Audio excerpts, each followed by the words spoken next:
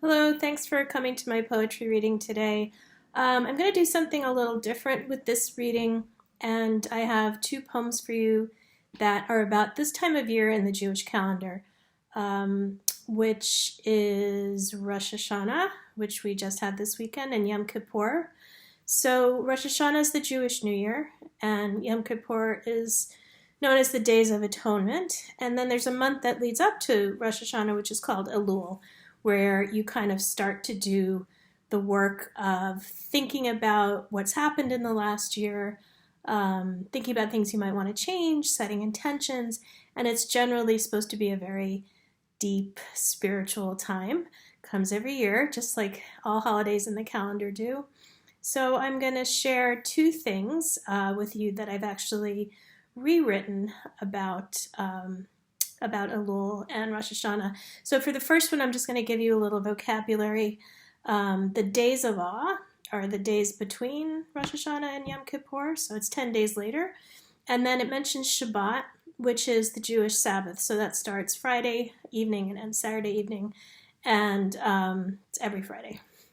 So this first poem I'm going to share with you is called Elul Ticks Away. And I wrote this in the fall in September of 2020, so during the COVID year and actually before the vaccine was available. Elul ticks away. Time is dividing itself now into logical sections, hours, weeks, days. I plan them, note their passing in my calendar, feeling tidy and satisfied, feeling the joy of crossing off lists. When the virus roared in my ears, screamed down the streets, time evaporated. Dark, light, spring, summer, it did not matter, it didn't make sense. We did crossword puzzles, baked only the most chocolate things, watched the cats sleep. Anything to reshape an hour, a day, didn't work. And now, here I am, joyful to see the cardinal in my garden, but it is not that crimson bird. It's the first red leaf.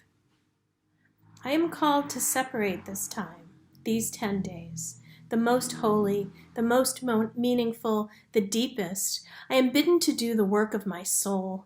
I'm not ready for it. I want to be the cardinal, not the leaf.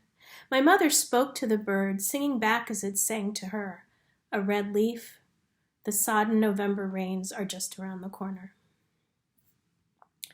Elul ticks away, the month of mandated soul-searching, scrutinizing, examining how we have harmed others. Dutifully, I say the special prayer. Grudgingly, I think of the past year and improving the year to come.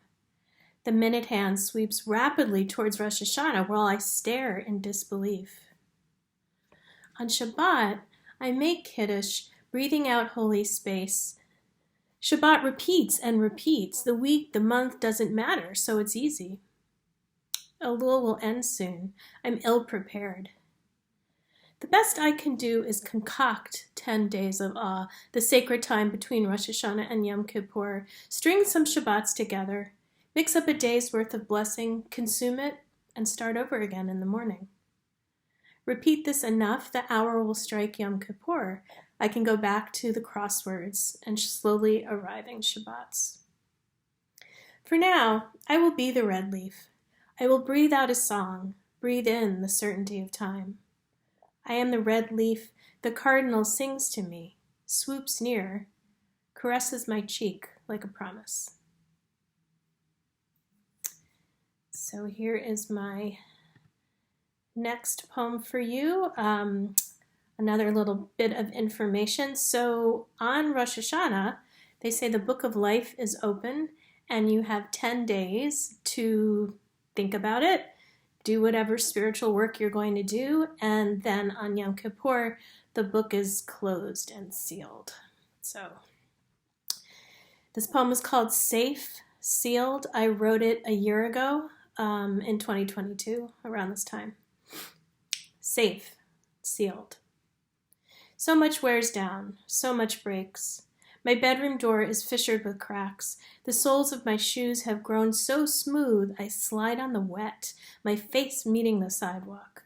The good news? I chip 2 teeth but don't break my nose. So much breaks.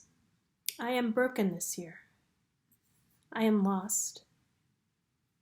I feel a faint breeze lift my hair. I look around, I look up, and there it is, the book of life hanging huge over my head. I gaze upwards, dully register its presence. I am broken, and its appearance startles me this year. I gape. I sigh. The book of life is open to the final page, yellowed but invincible. Its cover sends down brown leather flakes, but the book's binding is strong. Truth be told, when the book made its appearance in previous years, it startled me. Maybe this year is not so different. The book of life always made me uncomfortable, grumpy, year after year during the 10 days of awe. Between Rosh Hashanah and Yom Kippur, when the book of life is open, I felt myself fill with an uneasy, nudging obligation. Certain that to be a good Jew, I should be doing what everyone else in my congregation was doing. I had learned that the 10 days of awe are about being mindful, praying, setting intentions for the year to come.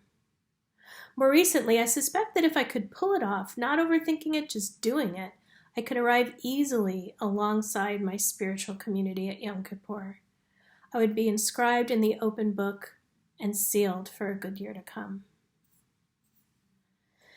I have had a long, strenuous journey to become an observant Jew. Now I have a Jewish practice that I am proud of, that I love. I depend on it. I embrace my spirituality, my Judaism. It holds me, teaches me, comforts me. Yet gazing up at the book today, I'm exhausted from my body breaking and being put back together. My brain is stuffed with dates and results and meetings and reports full of unknowable medical science. My head aches from Googling definition after definition. I wish I could open a plug hole and drain my brain. I wish I could cast it all away. This year, my intention is to stay alive until the book opens again. Right here, right now, I gaze up, close my eyes, sing a prayer, and I find myself inside the book between two pages. I am held deep inside the book of life, safe. I am inscribed, sealed. The book closes. Here, perhaps, I can live till next year, not grow sicker, held until the next Rosh Hashanah arrives, and I faintly smell the apples and honey, the sweetness of it. The 10 days are counted, and the book of life will open to release me, still alive, perhaps better, but no worse. From my muffled cocoon, nestled between the pages, I close my eyes, pray that I can shelter here. Pray that is God's intention for me. Thanks for being with me this time.